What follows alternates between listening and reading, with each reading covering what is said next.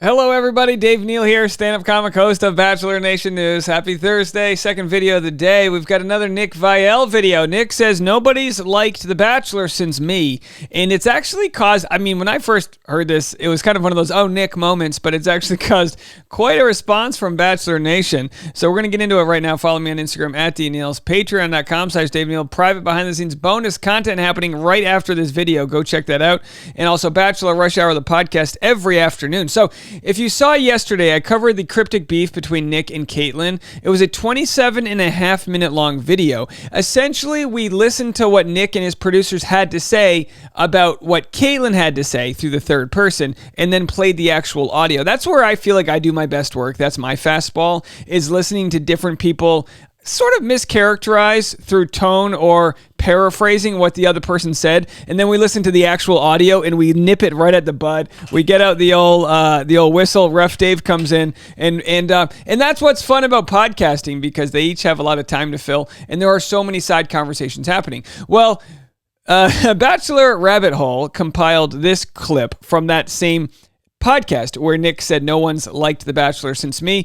Let's have a listen, and then we're going to play Reality Steve's response. And I do want to get ahead of this story and just say, for the people that are saying, oh, Dave, you must be jealous of Nick because you hate him so much.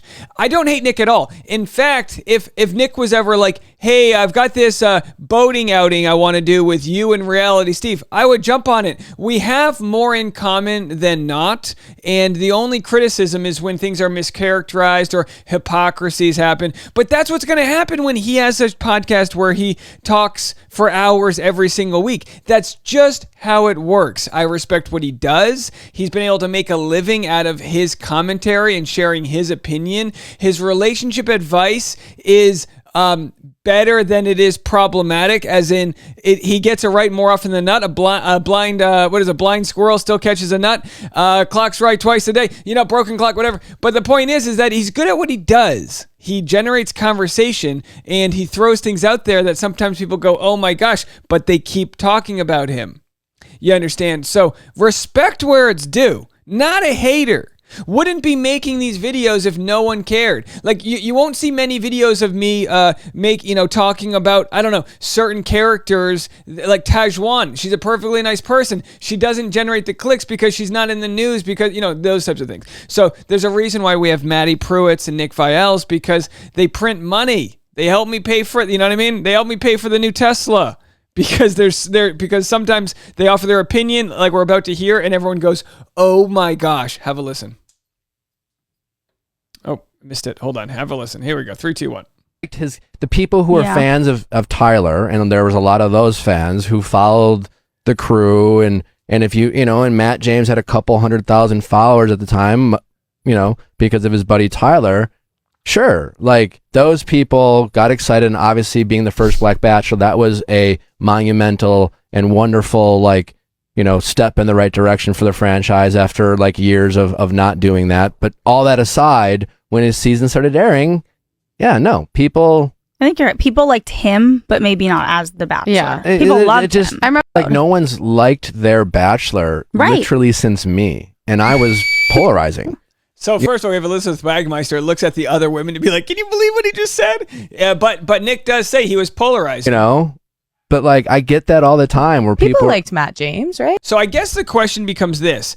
Did people like Nick, or did they like, or is Nick saying they liked me, or is he saying they liked The Bachelor? I think what Nick's saying here is they liked the show The Bachelor, and maybe his data is that the show has declined in popularity since his season. I'm not sure. The truth is that with Instagram following, it has really much gone down a lot since his season. He's actually very lucky. The Hannah Browns, the Nick Vialls, the Hannah Anns, they're really lucky to be in the golden age of social media. People like Courtney Robertson would have been huge on social media but they kind of were on the show before it was really a big hit. So I want to play a few other things that Nick has said, and then I'm going to play Reality Steve's response. And let me just warn you guys, he does not hold back with what he says. He does not hold back. So we're going to play Reality Steve's response in a second. A couple other clips here, but Nick actually, and by the way, the comments on Bachelor Rabbit Hole, and of course, Instagram probably likes to hate watch Nick, so some of the comments, I kind of appreciate how blindly confident his massive ego makes him, but it doesn't make him right at all. And of course, Game of Roses watched Bachelor Rabbit Hole watching this. Their Bachelor literally since me, and I was polarizing. And then Grace Ann, of course, over there at Game of Roses, says, I'm showing this to my therapist and telling her, if I'm not this confident in 6 months, I quit. And of course, the audacity of a white guy. Does he have that swag? Clearly, Nick does. But one more clip of what Nick said about The Bachelor not going away anytime soon, which I actually agree with. Here's what he had to say regarding The Bachelor not getting canceled. People who are out there complaining about this is the end of The Bachelor, that's just not true. And I'm not saying that to defend the franchise. I'm just saying that this is from what I've heard from multiple people who know what they're talking about, that The Bachelor is still making ABC and Warner Brothers so much money, so much more money than any other thing that both Warner Brothers and ABC is making. So I've said the same thing. The 75 hours a year, ABC doesn't have to worry what to do with the 8 to 10 p.m. time slot on Mondays. Boom. Done. It's The Bachelor. They can work on making the youngest Sheldon, the goodest doctor, whatever the hell they want to make. They can work on that, but this show isn't going anywhere anytime soon. So here's where Reality Steve comes in. Oh, did we lose him? Here's Reality Steve's response at the 1745 to Nick's comments. Have a listen. The fuck, Nick? Jeez. Sorry. Hold on. Let's go backwards here. You know what? Before I share this, I'm teasing you. It's all for retention. Before I share this, Reality Steve went on Nick's podcast 2 years ago. They went back and forth. They sparred. After their conversation, Nick had this conversation with his producer. So let's play this, and then we'll get to Reality Steve's response, because there's obviously a lot going on. And I will say the comment sections are hilarious, because from this interview that Reality Steve did with Nick, which aired on Nick's page, people said, I can't believe Nick posted this on his own channel. This is embarrassing for him and his producer. So people, word of advice to Nick, don't invite a guest on if you aren't going to treat them with any respect. And again, a lot of these comments probably came from Reality Steve's fan base. But here, have a listen to what Nick said after this interview, and then we're going to share what Reality Steve has to say back. We're basically just my channel has become an aggregate for he said, she said fights within the nation. They're like, oh, well, it's also I won't judge entertainment. I won't judge you based off the edit, but Steve, for the past, for a good 3 years, was trying to paint a picture of who I was as a person, my credibility, my character, while blaming the way you were portrayed on the show as a reason to be able to do that. And his audience, who want to see him as a credible source for the character of the people who go on the show. That's when I say you've affected my life more than the show. That's why. Yeah. Because so very interesting that Nick's opening up here and saying that Reality Steve has affected him more, has more headspace than what the producers ever did to him, which can be it's worth listening to. Like, wow. Now, of course, in the last 2 years, Reality Steve's taken a 180 on how he reports certain things. He admits the stories he's gotten wrong and how it's affected others, and he's pledged to grow. And I think, believe it or not, his audience has given him the grace to grow. Let's keep listening. It felt like he had, for whatever reason, this agenda or this bias towards, his own confirmation bias about deciding who he thought I was as a person based off of people he talked to, and deciding to dismiss probably more credible sources, people who actually knew who I was as a person. Yeah. And put that out to the world, which affected my life. Now, what's tough with this, because I don't disagree with what he's saying here, But what's tough with this is when you dabble in the game of podcasting, especially covering Bachelor Nation, there's always going to be judgments made about others. Nick made judgments about Rachel Recchia and Katie Thurston and I mean just about anybody because he's seeing the show and taking all the information and the psychology of it all, and he's spitting out kind of how he sees the world from his own projected viewpoint.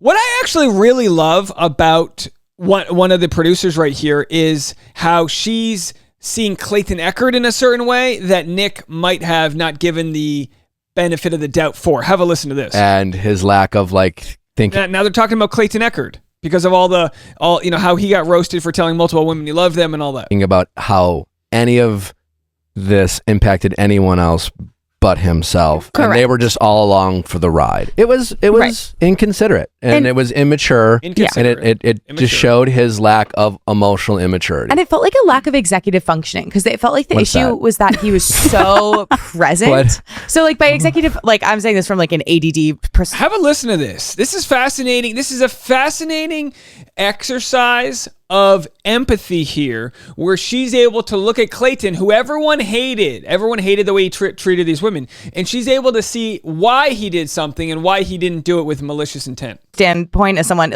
when you can kind of zoom out and be able to plan things, kind of put together complicated tasks and timelines, so sort of not just kind of handle the thing in the moment, but also contextualize that within a larger scale of what do I need to do.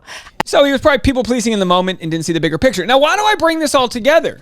Because I truly do believe most of us are operating with the best intention. I'm sure Nick, from the deep down depths of his heart, the inner child that is Nick Viall, sees himself as a guy who has had to fight for everything he's got in life. Sees a guy who is trying his best. Sees all the shit talking that exists around him and knows he's being mischaracterized. The only problem here is he needs to give the benefit of the doubt to Blake Horstman, to Rachel Recchia, to Katie Thurston, to all these other people that they're also lead character in their story, trying the best, trying to sift through that wreckage. And I know he does a lot of that, but I'm just saying he has to give that benefit of the doubt, or else how are people going to respect him and give him the benefit of the doubt if he's not offering that same grace? And again, I'm not saying he's really bad at that. I'm just saying when it came to the criticizing that we see of other contestants, he's been there. He's walked in their shoes. He knows how it all is. Now, we saw how he says no one's enjoyed The Bachelor since my season. I truly believe that Nick didn't mean that as in he's the best Bachelor. I think we have reading comprehension and listening comprehension issues when we take it that way, because from it's easy, it's fun. Oh, no one's liked The Bachelor since me. It's easy to see that as someone being braggadocious. I don't quite see it that way. I'm giving Nick the benefit of the doubt. Practice what you preach here, that he was operating from a place of look, I meant it from a rating standpoint. You might not have liked me, but it went well. And sometimes while something may be true, when it comes out of someone's mouth, it kind of gets taken the wrong way. Let's hear Reality Steve's response. Took you about 0.5 seconds. You know how that emailer just said the fuck to you? The fuck, Nick? There goes my monetization. I don't know if there's a more insufferable, narcissistic windbag than this guy. Oh, tell us how you really feel. Holy shit. Really? Really? Reality Steve is a quote machine. Insufferable windbag, he called him. Oh my God. Now, obviously, Reality Steve is closer to a controversy with Nick, as they've been sparring for years. I'm watching this from the cheap seats with the popcorn. I don't even know. I listened to it and I was like, maybe I heard it out of context. Maybe, and I was trying to be I was actually trying to give the guy the benefit of the doubt of, okay, maybe he's trying to get at an angle here. No. It's such a ridiculous, self-absorbed, narcissistic statement that it's not even explainable. First off, you don't know that, Nick. You're acting like that is a factual statement. No one's liked The Bachelor since me. Really? Have you surveyed everybody in America that's watched this fucking show? Yeah, Nick actually, he did. That's why he's been so busy, just knocking on doors. Excuse me, do I have a question? Have you serviced? Okay. What is your problem? Holy shit, this guy. Soundboard material. Oh my God. What is your problem? I can't with him. I really can't. I mean, You can. People, let me just tell you. Tell us. You know I'm not a fan of Nick, and a lot stems from the interview when he had me on his podcast, and that went south really quick, and then he blamed it on my fans being passionate as opposed to taking any accountability for the... Not a fan of Nick. Breaking news. That's beside the point. The amount of shit I know about that guy that I have never talked about publicly. Whoa. And by the way, we covered this yesterday. This is essentially what Nick said about Caitlin Bristow. He said, I got stories that would make you drop your jaw, you know? Ugh. Could write a fucking chapter on it in my book. Please do. So, someone tipped me off to Higher Learning Podcast with Van and Rachel the other day. Okay, so that's where we leave it, folks. Oh, boy. You know what I mean? The show could end tomorrow, and I feel like we'd have decades worth of content. Nick and Reality Steve will be in the old folks' home being like, well, there's things I know about you, Sonny. You know, back in the good old days of World War III when Don Jr. was on his 7th term as dictator. You know, whatever. All right, he made it political. Okay, folks, we'll have more content coming your way on Bachelor Rush Hour on patreon.com/Dave Neal right after this. Next week, I've got shows in San Diego. The following week, I'll be in Santa Barbara and Pacific Beach, and then I'll be in Indonesia appreciating my honeymoon, folks. That's right, going to Indonesia. Anyone have any good shows in Bali I can jump on? That's one way for my wife to divorce me if I'm doing stand-up on our honeymoon. Hey, you got to do what you got to do. I'll talk to you guys in a little bit. Bye.